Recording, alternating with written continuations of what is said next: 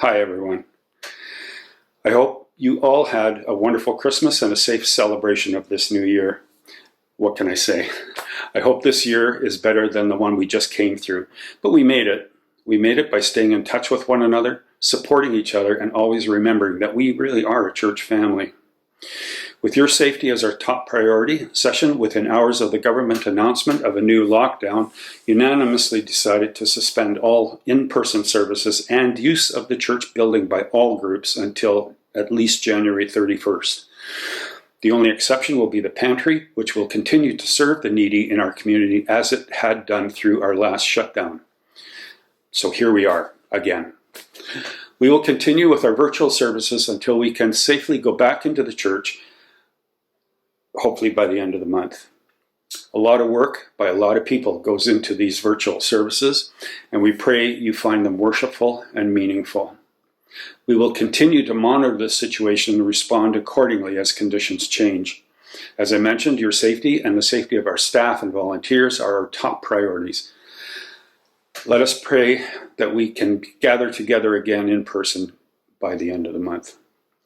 If you have any requests or concerns or questions, or if you wish to help out, like say with a reading, please contact Session or the office through the email addresses on the screen, or by calling the office and leaving a message. Those messages will be checked regularly. We will get through this. Be well, be safe. Now let us worship together.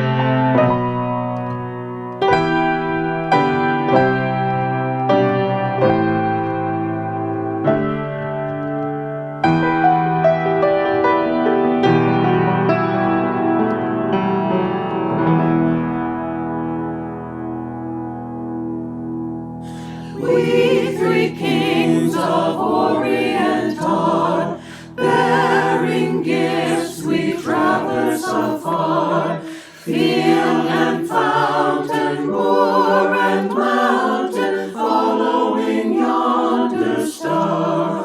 Oh, star of wonder, star of light, star of royal beauty bright, westward leading, still proceeding, guide us to thy perfect light.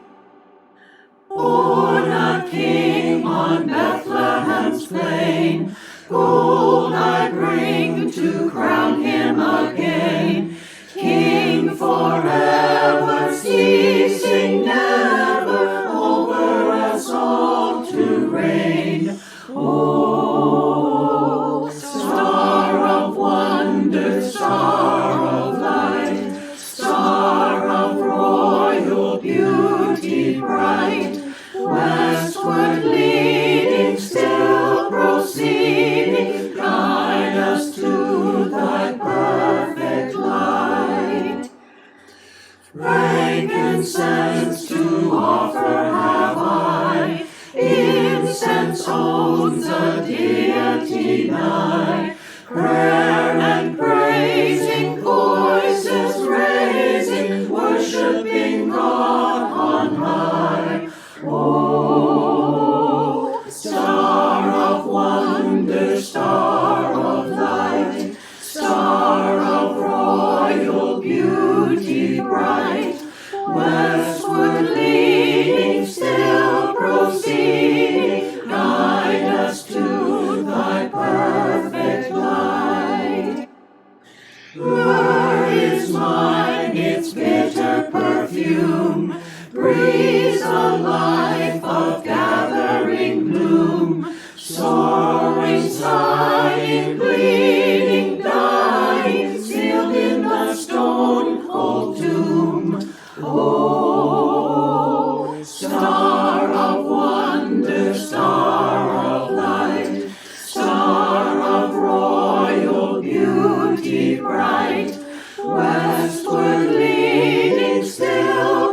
proceeding, guide us to thy perfect light. Glorious now, behold him arise, King and God and sacrifice. Hallelujah, hallelujah, sounds through the earth and skies. Oh, star of wonder, star of light, star of royal beauty bright, westward leading, still proceeding, guide us to thy perfect light. Well, hello everyone, and Happy New Year on this first Sunday in 2021. I'm Steve Warner, and along with fellow music leader Matthew Allard, we coordinate the content for the weekly live stream from St. Andrew's Church in Owen Sound. This is our third go-around at this in less than a year, after being in live services for almost 2 months. Hopefully we'll be back together again in gathered services before too long, but in the meantime, we're thankful for this option to keep connected. And as always, we appreciate the team that contributes each week, whether musically or in spoken word. We'll look forward to another great message from Reverend Jerry Hofstetter in a bit later, who also provided us with today's call to worship and opening prayer texts. Remember to say hello in the chat window, which goes live each Sunday at least a half hour before the stream begins. It's probably worth mentioning as well that we have quite a collection of things on the church's YouTube channel now, including music from past live streams, kids music, and now Christmas music, including the Christmas Eve and Boxing Weekend services. With the return to online services, I'm happy to report that we also have the return of our furry little friend Andy and his scriptwriter Sharon. I think Andy has some thoughts in line with our theme today. After Andy, we'll hear another carol from the choir, followed by our scripture for today, read by Gladys. I'll be back after that.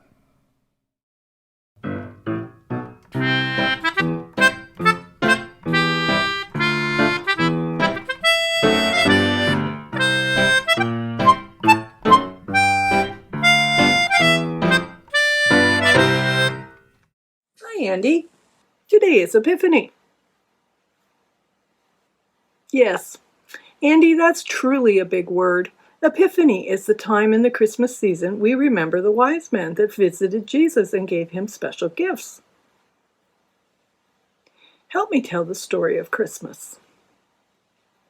Our fingers can tell the Bible story of old that was by the prophets foretold.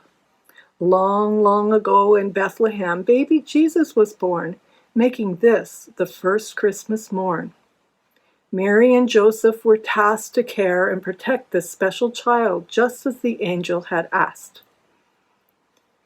The sky was bright with heavenly angels singing with joy, telling the shepherds of that special baby boy. Wise men from afar followed a bright twinkling star. We too, like the stars, can twinkle so bright, telling others about Jesus, our Savior, our special Christmas light. Say goodbye.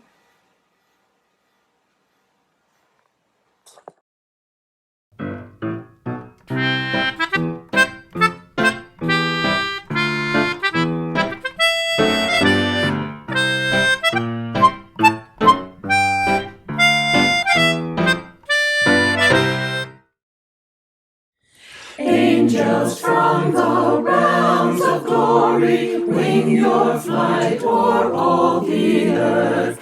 Ye who sang creation's story, now proclaim Messiah's birth. Come and worship, worship Christ the newborn King. Shepherds in the field abiding, watching o'er your flocks by night. God with us is now residing, your yonder shines the infant light. Come and worship, come and worship, worship Christ the newborn King. Sages, leave your contemplations, brighter visions beam afar. Seek the great desire of nations, ye have seen his natal star. Come and worship, come and worship, worship Christ the newborn King. Saints before the altar bending, watching long in hope and fear. Suddenly the Lord descending in his temple shall appear. Come and worship, come and worship, worship Christ the newborn King. Though an infant now we view him, he shall fill his Father's throne. Gather all the nations to him, every knee shall then bow down. Come and worship, come and worship, worship Christ the newborn King.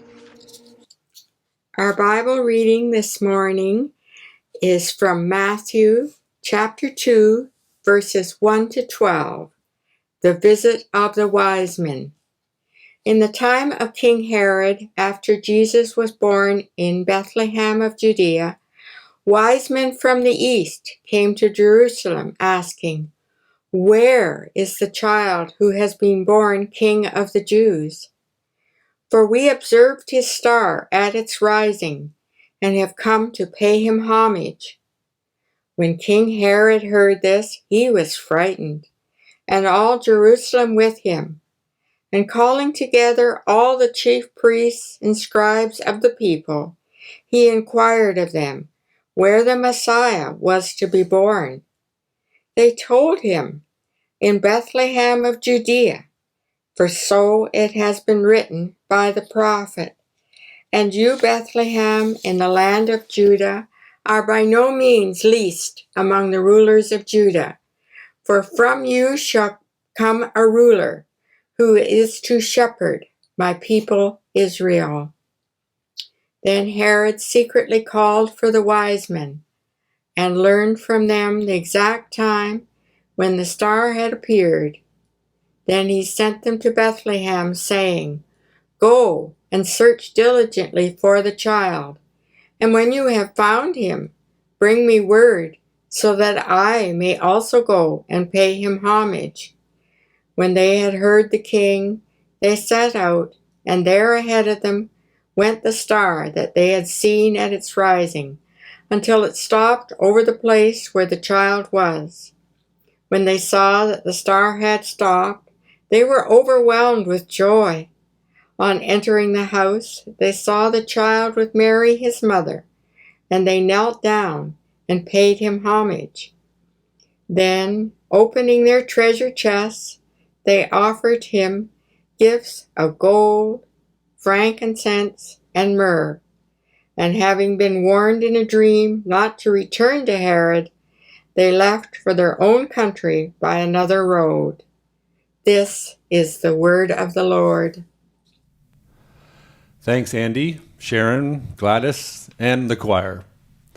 Also, a special thanks to Doug, who has jumped into the stream, so to speak, with Matthew and myself, doing some of the video editing for us and adding in his own photos and video footage, much of which is taken with his drone.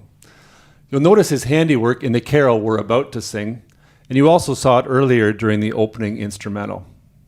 Let's sing together In the Bleak Midwinter, after which we'll head straight into Jerry's message for today.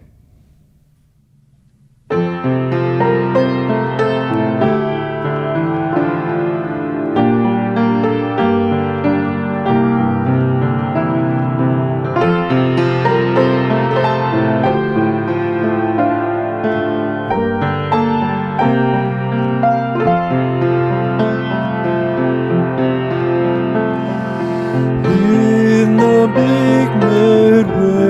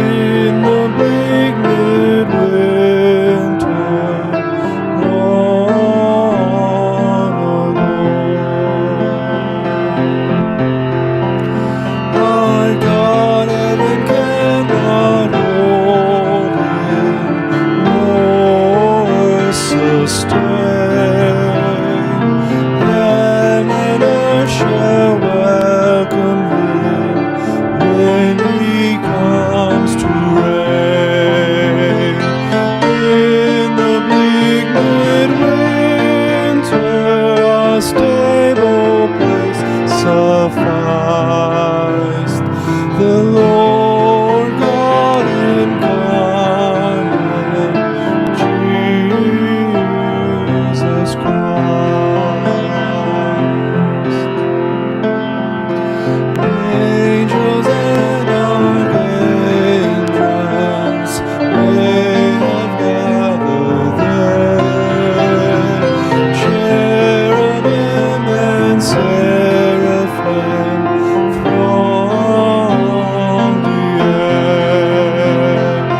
But his mother only in her maiden bliss worship the beloved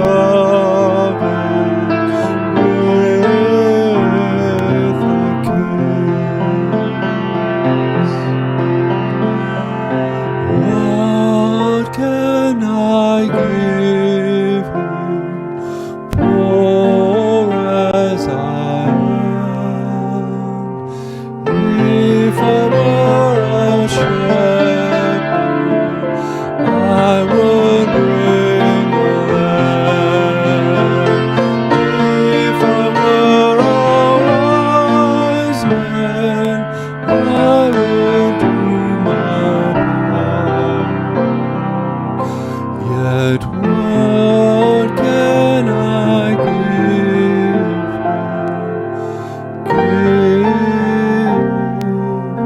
my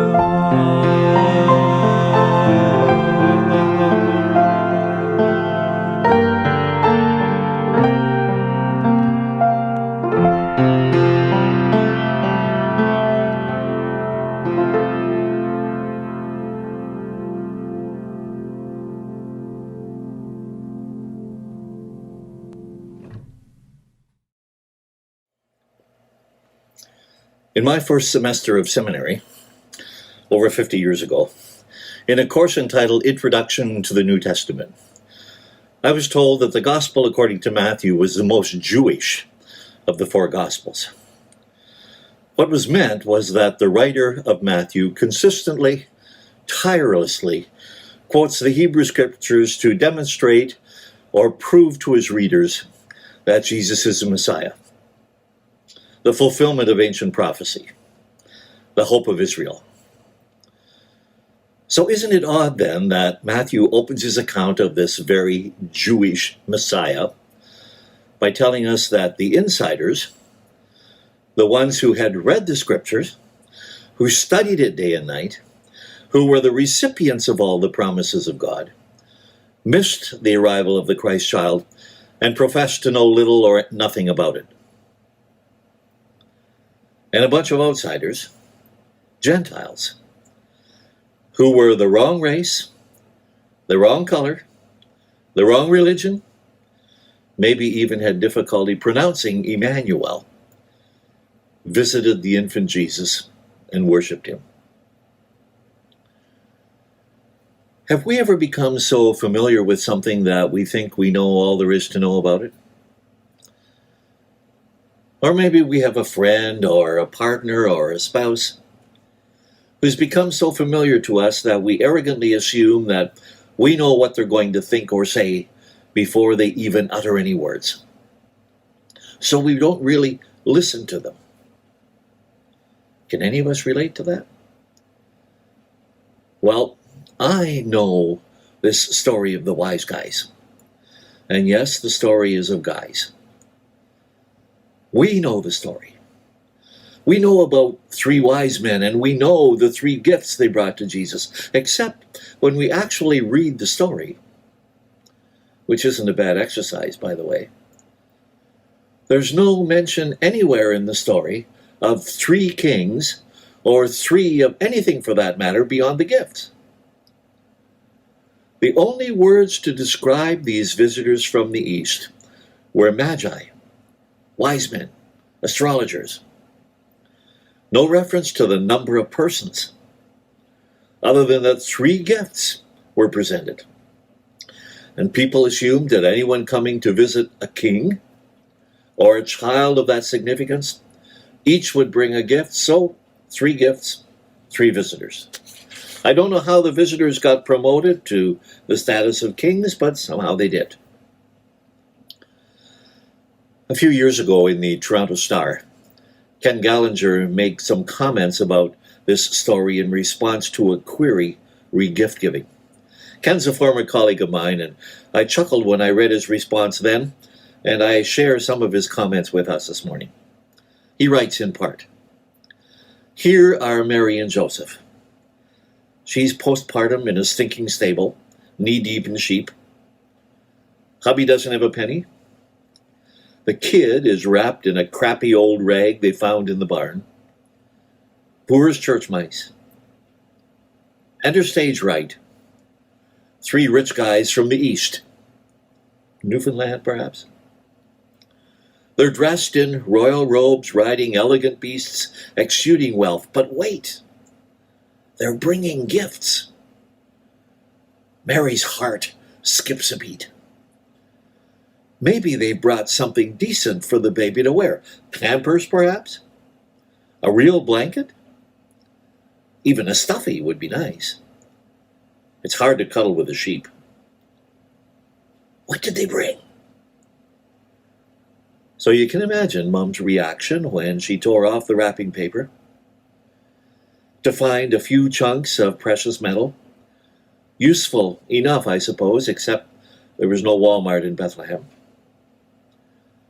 There was perfume, as if either Mom or kid had use for that.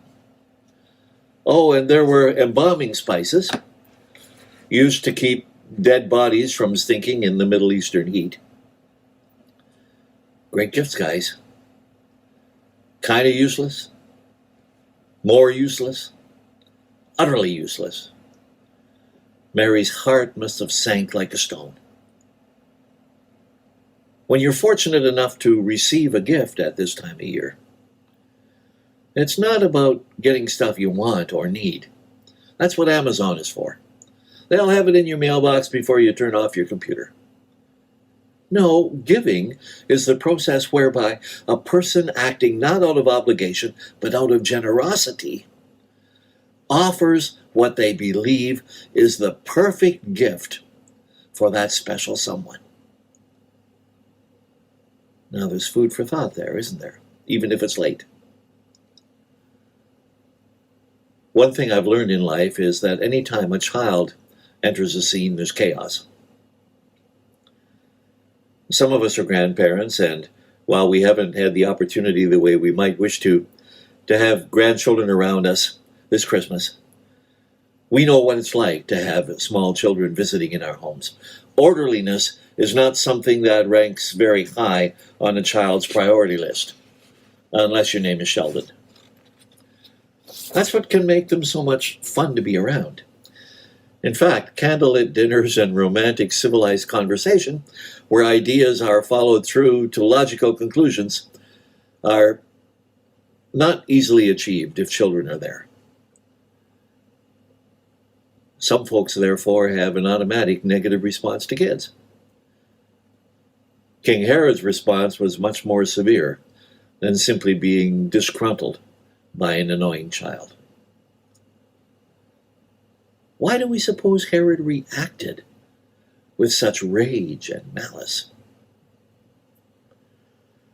Well, if we were living large and in charge and news came to us that a baby had been born who would someday challenge our authority, threaten our way of life, shake up the status quo, wouldn't we get a little bent out of shape?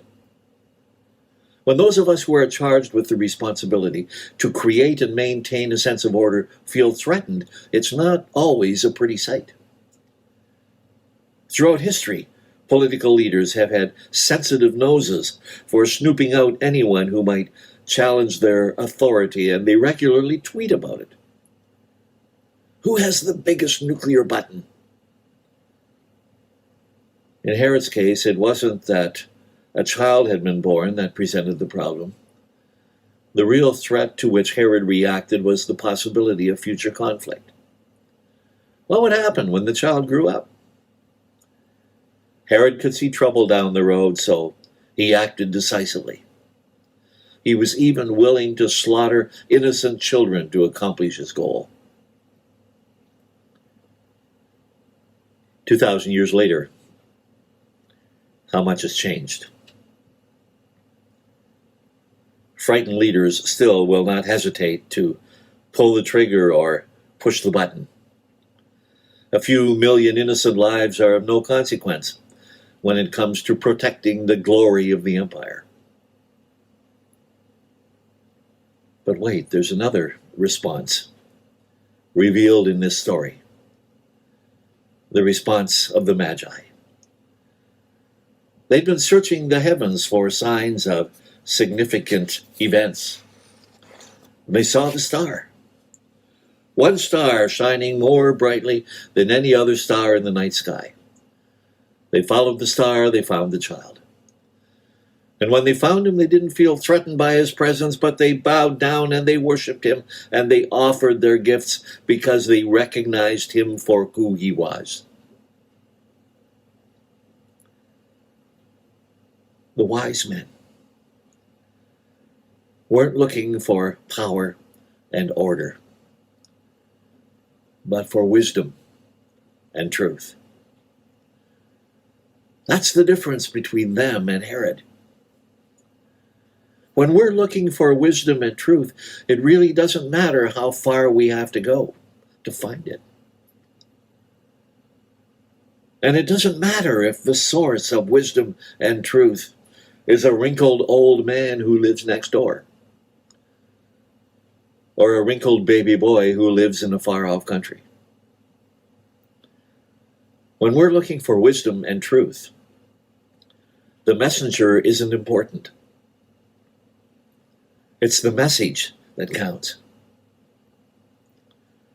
For us, our gifts, our gold and frankincense and myrrh, are such things as energy, integrity, ingenuity, loyalty, hope, the deepest elements of the human heart and soul and mind and strength.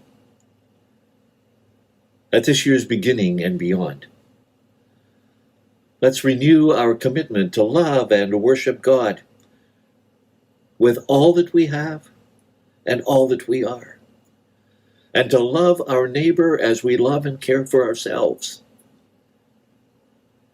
When we allow the Christ child to be born in the stable of our hearts, hope is born anew. And even strangers who come to the manger will recognize the family resemblance. May it be so. Amen.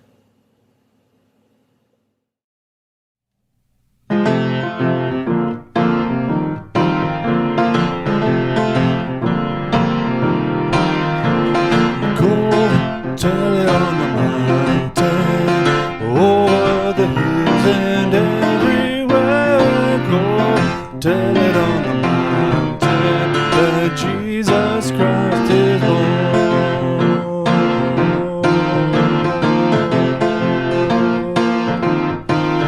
The shepherds kept their watching, oh silent lost by night. Behold, throughout the heaven there shone a holy light. Go tell it on the mountain, over the hills and everywhere. Go tell it on the mountain that Jesus Christ is born.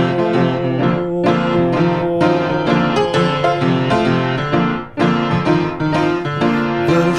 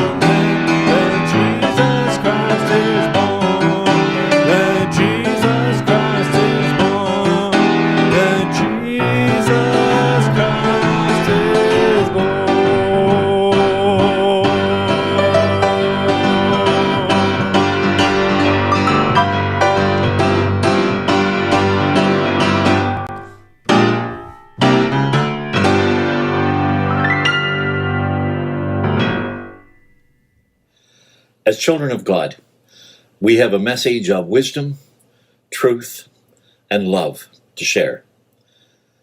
As we prepare to move out of our worship experience, knowing that God accompanies us always and everywhere, may we take our message of wisdom, truth, and love to all whom we meet, in our homes, in the streets, in the valleys, even to the mountaintops, in the name of the Creator, Redeemer, Sustainer. Amen.